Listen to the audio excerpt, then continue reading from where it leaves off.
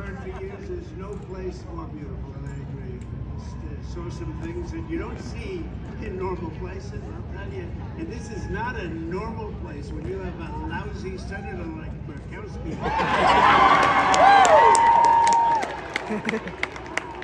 We're going to do something about that.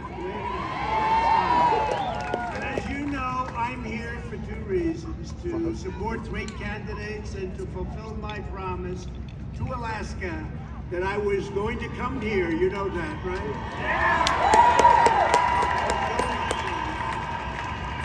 You voted for me twice, and I won in a landslide both times, and now I'm voting for you. That's why I'm here.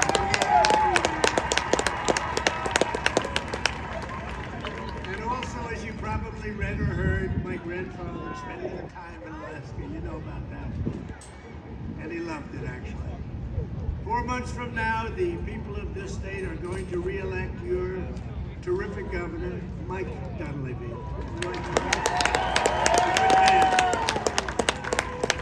I've been with him, and he's been with me from the beginning. And you're going to fire your rhino senator. She's worse than a rhino, Lisa Murkowski.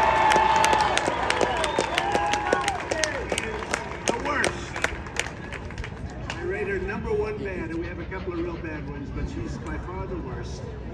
We'll go over that. Do you want to go over that? We'll go over that in a little while. But you're going to elect a wonderful woman, a conservative warrior, Kelly Tshibaka.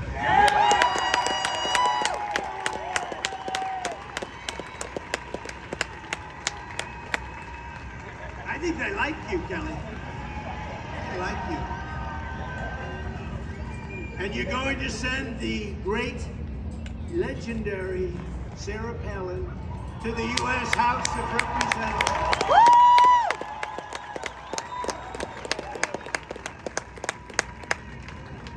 Incredible woman. You know, just quickly on Sarah, early on, 2015 actually, and I was running and people didn't really know too much about me other than business stuff, and I said, let's run because we're going to straighten out the country. We did a hell of a job, by the way.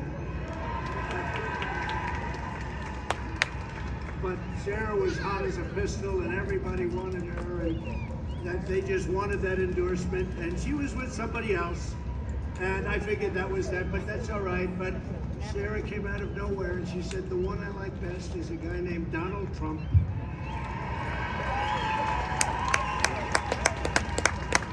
So Sarah, I'm here to say I like you best. I know your opponents, and I like you way better. You're great, Sarah, and I appreciate it. And I won't forget, we're going to end crazy Nancy Pelosi's political career.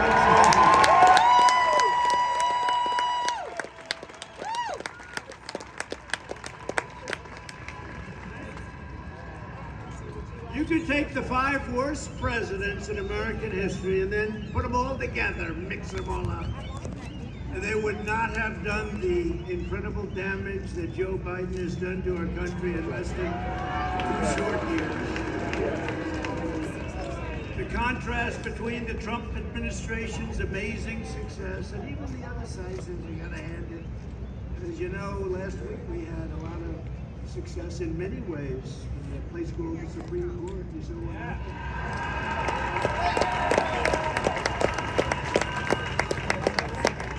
Ronald Reagan fought and tried to do it, and everybody did, but 4 things came down last week. What? On guns, on religious liberty, on the environment, and Roe v. Wade. Okay.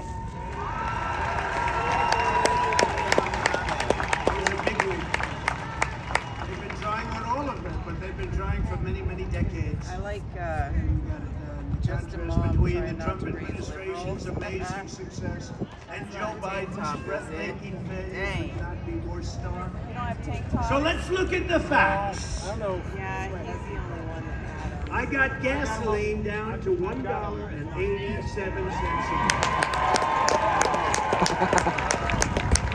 And they have it at $5, $6, $7, and even $8 a gallon, and it's going on. I gave you the largest tax cuts and regulation cuts in American history.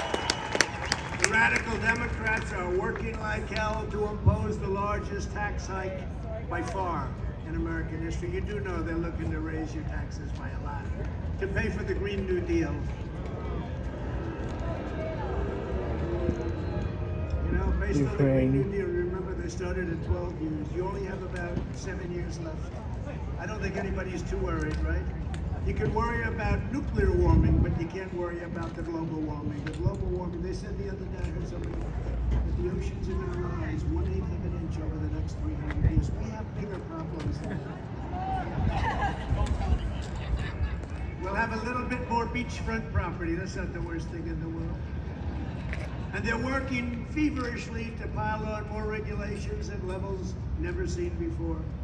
Under the Trump administration, we had the greatest economy in the history of the world with no inflation.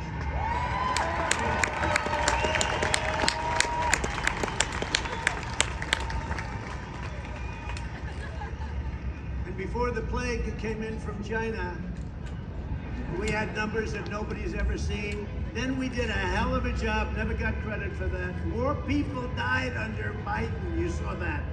And the job we did with COVID, or as some people call it, to be more accurate, the China virus. But we did so much in terms of therapeutics, and a word that I'm not allowed to mention, but I'm still proud of that word. Because we did that in 9 months, and it was supposed to take 5 years to 12 years. Nobody else could have done it, but I'm not mentioning it in front of my people. But someday we're gonna have to all sit down and have a little talk. But you know what? We did a hell of a job. Biden created the worst inflation in 40 years and going higher. It's going much higher, which is costing families nearly, think of this one, $6,759 a year, bigger than any tax increase ever proposed by anybody. That's numbers like that are unthinkable in terms of a tax increase, but that's what we're paying the price for inflation. And we had no inflation. We had it down so good. You know what caused the inflation? The energy. And when the energy started rocketing up, everything else went up. We created 7 million new jobs. We had a record 164 million people working, far more than now. We achieved the largest poverty reduction in 50 years. We lifted 7 million people off of food stamps, and we lifted 10 million people off welfare. 10 million people off welfare. Under Biden, there are still 4 million people who have not returned to the labor force. Real wages are just absolutely collapsing, especially when you add inflation. Nobody's ever seen anything like it. And the misery index, did you ever hear of the misery index? It's real. It's soaring to heights that we've never seen before. The misery index. That doesn't sound too good. I rebuilt our military, including nuclear capability and the creation of Space Force.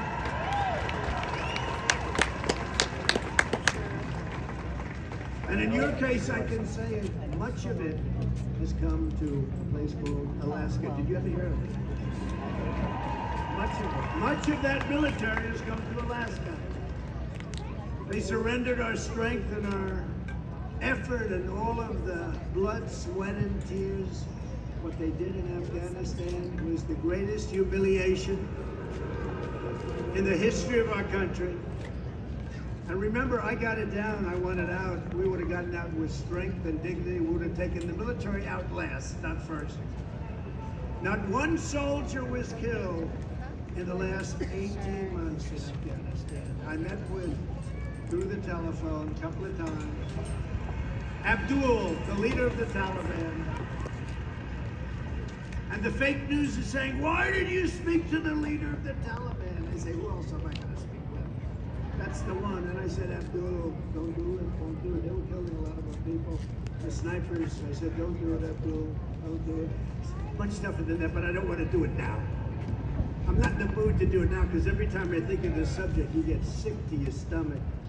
But you know what? We didn't lose one soldier in 18 months, and then we withdrew, and we lost a lot of soldiers, 13, but it's 13, and they never talk about those soldiers that have been horrifically wounded, just incredibly, with the arms and the legs and everything else. We created Think of it, that Afghanistan thing, as bad as they were doing on the border, and there's never been a country, in my opinion, any country, third world, fourth world, no country's ever done worse on the border than we've done.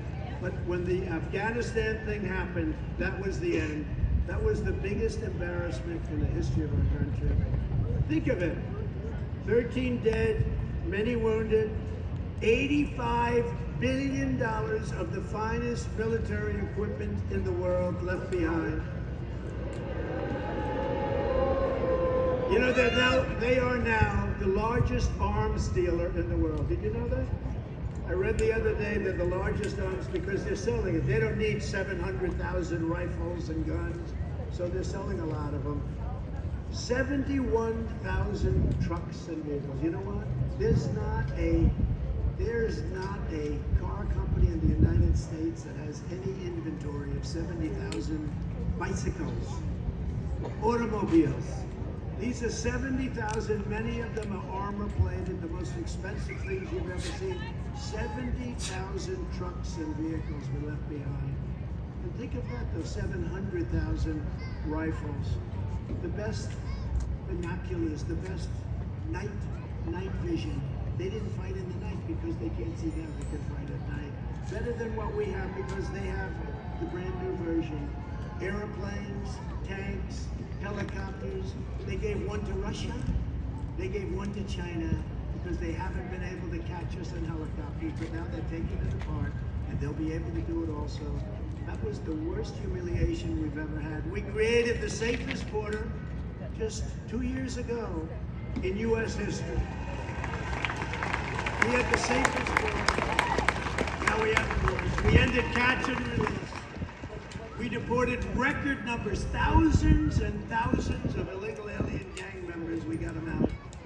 And we built hundreds of miles of border wall. In fact, we completely finished our original plan despite 2.5 years of horrible litigation, all inspired by the Democrats, many of them in Congress. We won them all, 11 different cases. We won them all. And we started, and we did a great job with that. That's one of the reasons our numbers were so low. Plus, Mexico gave us 28,000 soldiers. You know why they gave us the soldiers? Because they said, if you don't, we're going to tariff all of your product coming into the United States. And they said, we would love to give you 28,000 free soldiers. We would love, Mr. President, to give you. Would you like some more? We'll give you some more. I said, I don't think we can fit anymore. We had 28,000 soldiers, Mexican soldiers, and they were great, and the president's a great guy. He really is. He's a great guy. A little different persuasion. He's a socialist, but he's a great guy. But he was very nice. And we set records like nobody's ever seen. Nobody can even believe our numbers. 3 weeks was all it would have taken to finish that extra section of the wall. They didn't want to do it. Not only didn't they do it, they took the pieces away so that Texas and Arizona couldn't use them. The border was the best and safest in U.S. recorded history, and they have turned it into the worst in history. Right now, you have the worst border in history. Biden and the radical left have turned calm into chaos, competence into incompetence, stability into anarchy, prosperity into poverty, and security into catastrophe. And instead of energy independence, you know, we were energy independent a year and a half ago.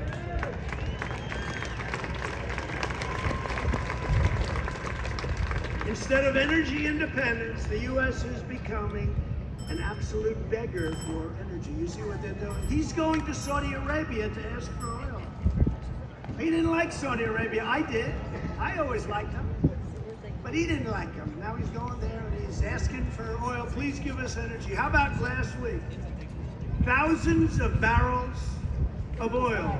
You know where it's going? To China. Comes out of these strategic reserves that I built up. 75 million barrels of oil we put in there at low numbers too, when it was nice and low. The election was rigged and stolen, and now our country is being systematically destroyed. Yesterday we got big news out of the great state of Wisconsin. Did you see it? The Wisconsin Supreme Court ruled that widespread use of ballot drop boxes, I call them unlock boxes because they unlock them, all across the state of Wisconsin is totally illegal. I said, illegal?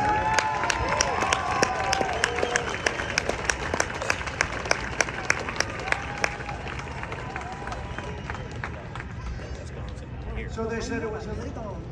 So what does that mean? I know what that means. You all know what that means. How about some of these boxes come in? 100 votes for Biden, none from Trump, none. We got none. They couldn't even give me one. That's why they're called unlock boxes. Just as I've said all along, the use of these unmanned, unsecured drop boxes was never authorized by the state legislature.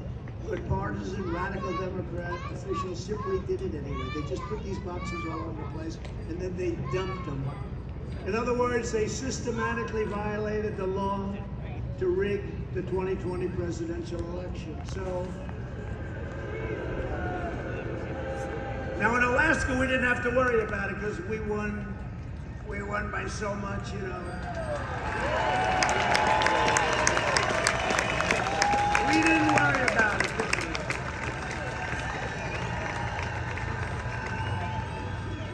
I ran twice, I won twice, I did much better the second time than I did the first, believe it or not. Getting many, many millions more votes than we did in 2016. And likewise getting more votes than any sitting president in the history of our country by far. And now, with the approval of the great people of Alaska, we may have to do it again.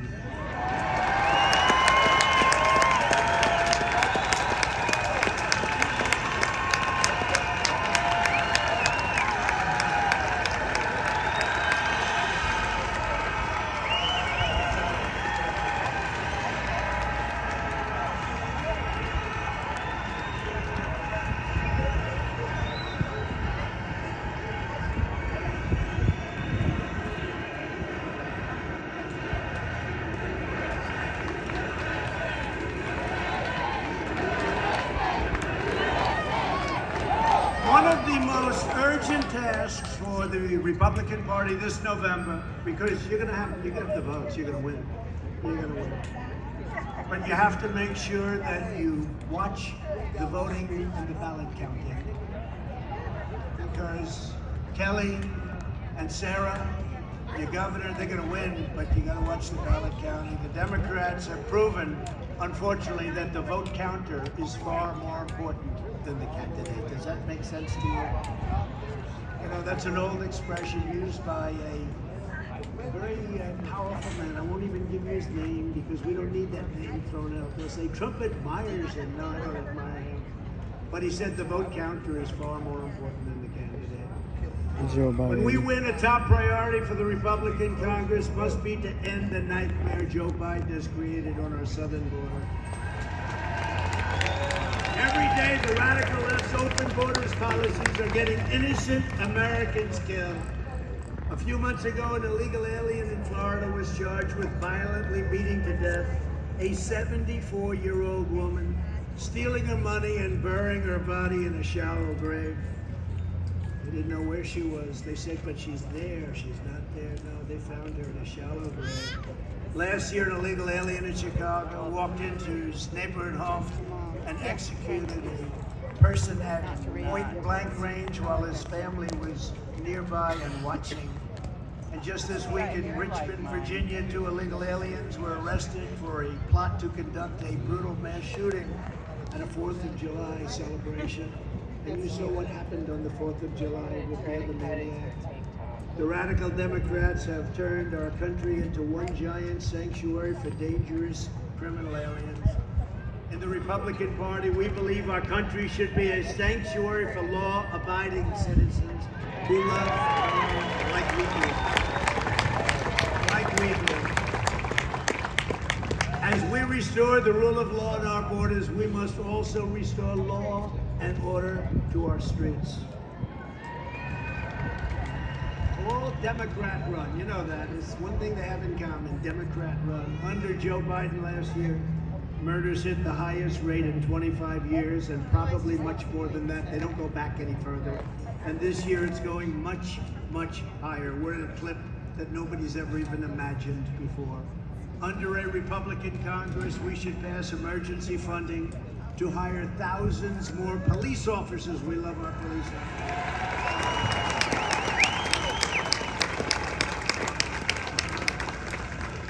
I just met some of your police officers backstage. We took pictures with them. They are the best looking human beings, I hate to say it, I've ever seen. They look like movie stars. They Cruise? look like Tom Cruise, only better.